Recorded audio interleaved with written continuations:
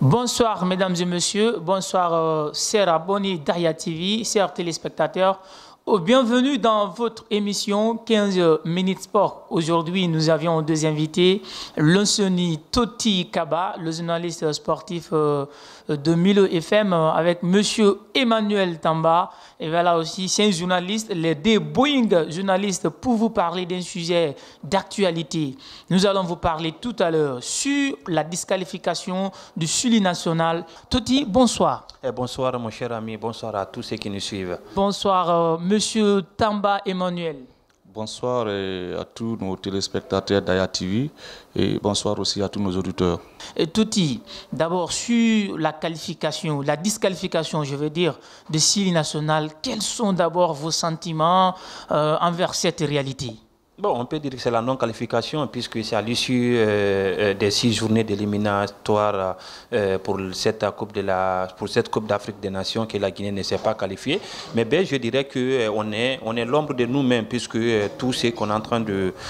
si la Guinée ne s'est pas qualifiée cette année pour cette CAN pourtant qui était considérée comme la nôtre puisqu'on était censé organiser cette Coupe d'Afrique des Nations en Guinée, mais malheureusement, non seulement on ne va pas la organiser et puis on ne va pas la jouer aussi. Donc moi je dirais qu'aujourd'hui, personne n'est responsable de cette élimination que nous-mêmes les Guinéens, et puisque à un certain temps, on enlève un entraîneur Kaba Diawara qui est sorti, qui était parmi les 8 meilleures nations lors de la dernière CAN. C'est vrai, les résultats n'étaient pas là pour Kaba Diawara, mais si Kaba est parti, il faut coûte que coûte chercher quelqu'un qui pourrait le remplacer valablement.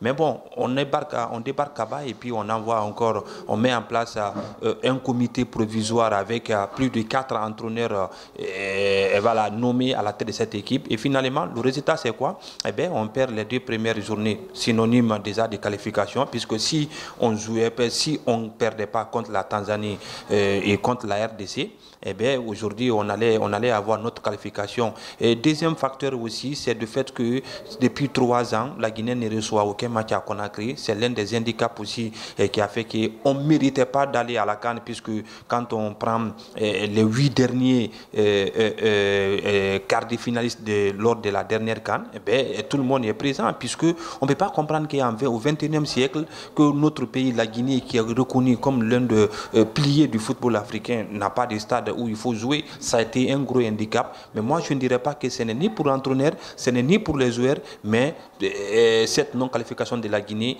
les responsables, c'est les Guinéens, c'est les autorités guinéennes, et c'est aussi ceux qui gèrent notre football. Donc, c'est mieux qu'on regarde cette CAN à la télé, et voilà, pour tirer les leçons pour les échéances à venir. Quels sont vos sentiments pour la disqualification de Sully national? Moi, je pense que c'est vraiment difficile à concevoir cette disqualification. Je porte sentiment, sinon que des sentiments de désillusion et de désespoir.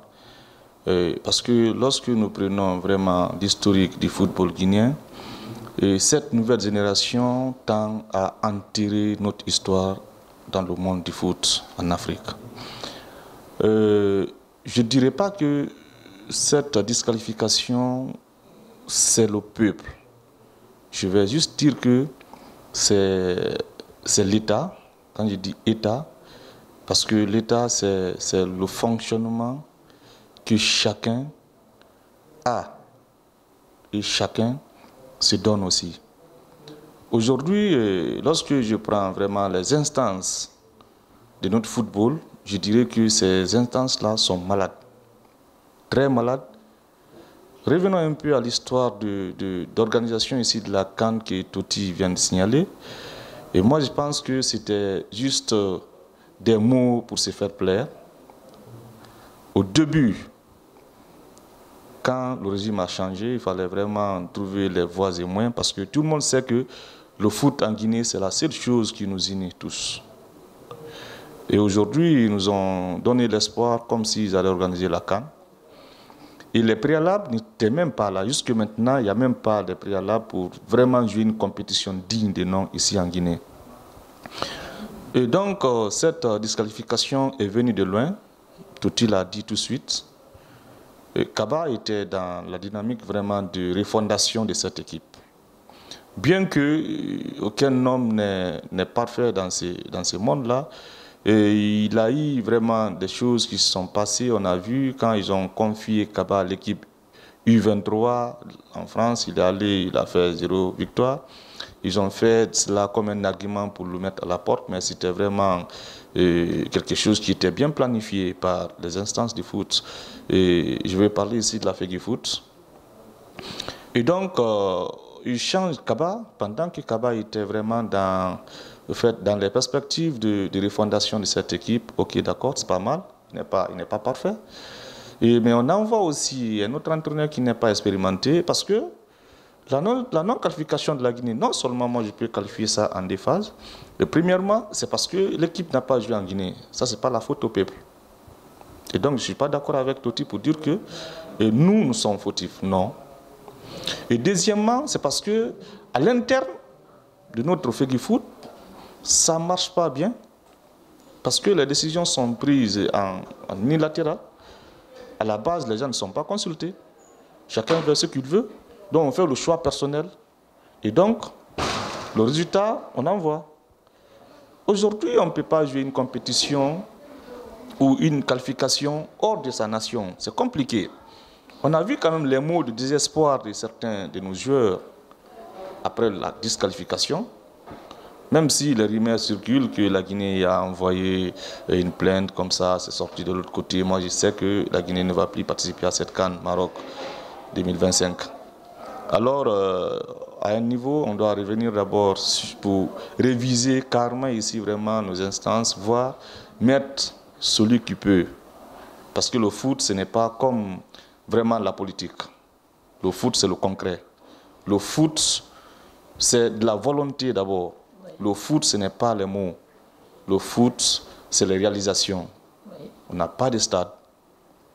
On ne peut pas vraiment participer à des grands rendez-vous du foot. Hein, la CAN sans Serhou Guirassy. C'est possible, parce que pour jouer la CAN, il faut être qualifié. Si son équipe ne s'est pas qualifiée, donc on peut la jouer sans lui. C'est vrai, il a des stats véritablement qui méritaient qu'il soit là, puisque c'est lui seul en 4 matchs. Il a planté 6 buts, donc, dont il est devenu le 2e meilleur buteur des éliminatoires. Donc s'il était là, bon, ce sont les conditionnalités.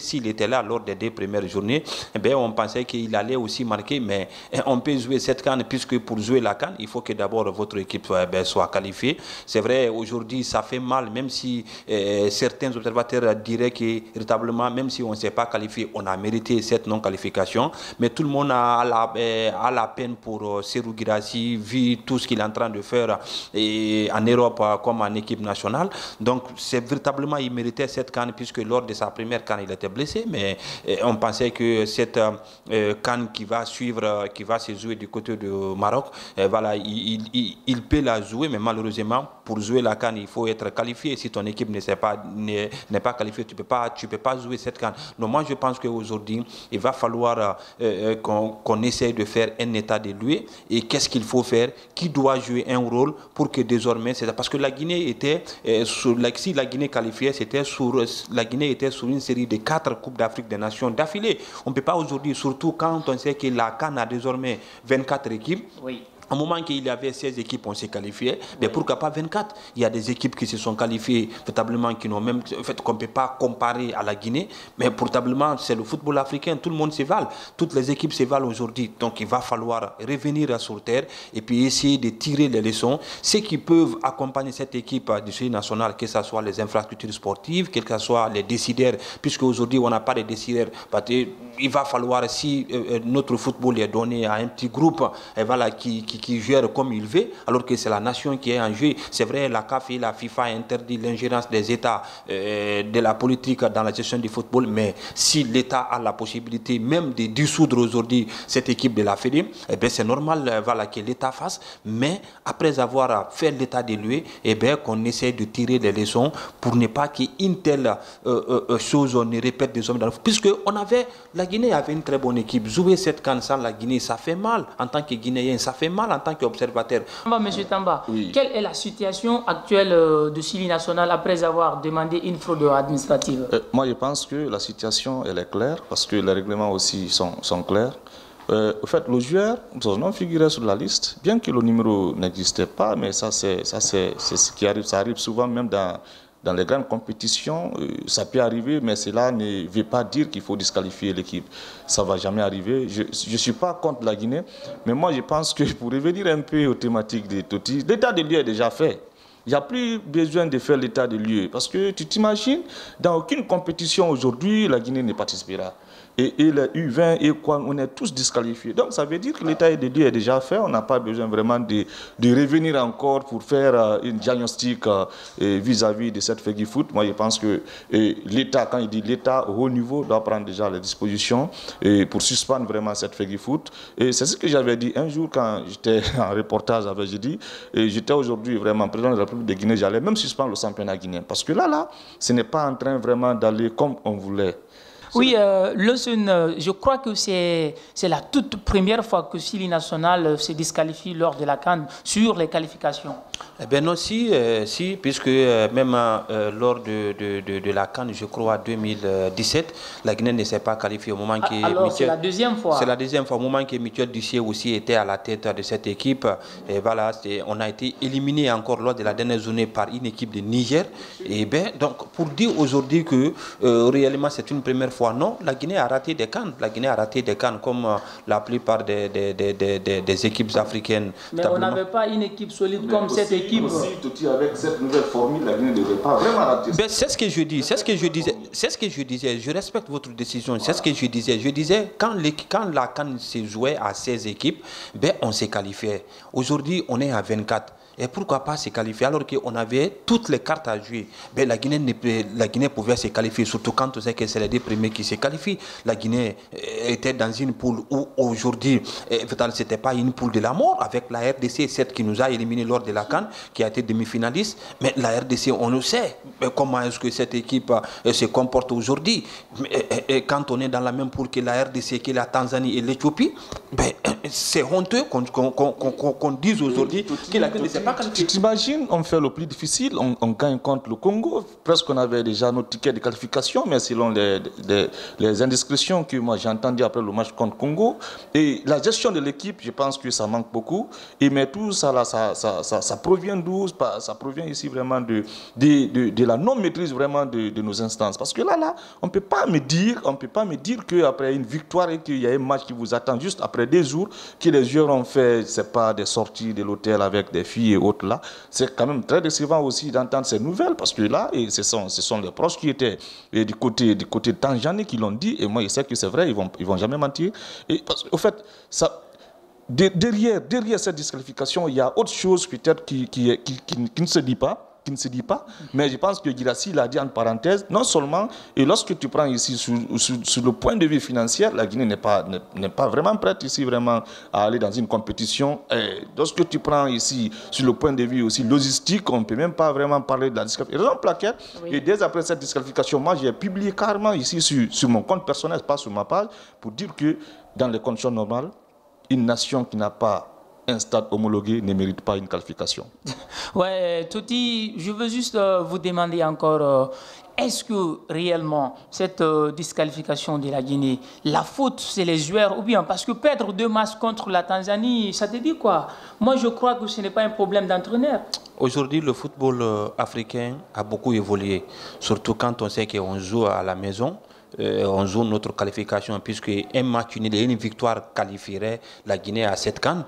Oui. Mais bon, quand on vient dans un stade, dans un pays où aujourd'hui, c'est l'un des pays aujourd'hui qui fait partie des décideurs de la CAF, puisque la Tanzanie aujourd'hui, en matière de football, le pays met beaucoup d'argent dans le développement du football. Quand on regarde, quand on prend même l'ossature de l'équipe tanzanienne, oui. Ben, quand tu prends les 23 joueurs sélectionnés, il n'y a que 3 à 4 joueurs qui jouent en Europe. Tous les joueurs, tout le reste joue dans leur championnat. Parce qu'aujourd'hui, même quand tu regardes notre championnat guinéen, il y a beaucoup beaucoup de joueurs guinéens voilà, qui vont désormais, qui partent désormais jouer dans le championnat tanzanien. Pour vous dire que réellement, le football, ce n'est désormais pas dans la rue où il faut gagner des trophées. Je l'ai dit, le match le plus difficile, c'est contre la Tanzanie. Oui. Ce n'est pas contre la RDC. Certes, on a gagné. Parce que moi, je préférais qu'on fait match nul contre la RDC et bien qu'on gagne contre la Tanzanie. Un mot pour ces téléspectateurs d'Ayati. Moi, je vais juste dire ici aux téléspectateurs de continuer toujours vraiment à suivre cette émission qui passe tous les week-ends. Et c'est une émission vraiment, malgré que le temps n'est pas là, mais ça donne l'essentiel sur le sport. Oui. À vous de même, Toti, la même question? Bon, c'est toujours appeler les téléspectateurs de suivre Aya TV, aujourd'hui qui fait la fierté du sport en matière de la télévision, qui fait la fierté du sport de la savane guinéenne. Donc, ce n'est pas une première que je sois dans cette émission. Donc, moi, je pense qu'aujourd'hui, c'est très important voilà, que les auditeurs suivent ces arts d'émission voilà, pour comprendre les dessous, surtout les dessous de cette non-qualification de la Guinée. Alors, merci. C'était l'émission du jour. À la prochaine pour le Ballon d'Or africain avec ces deux Boeing journalistes encore sur le même plateau. Merci.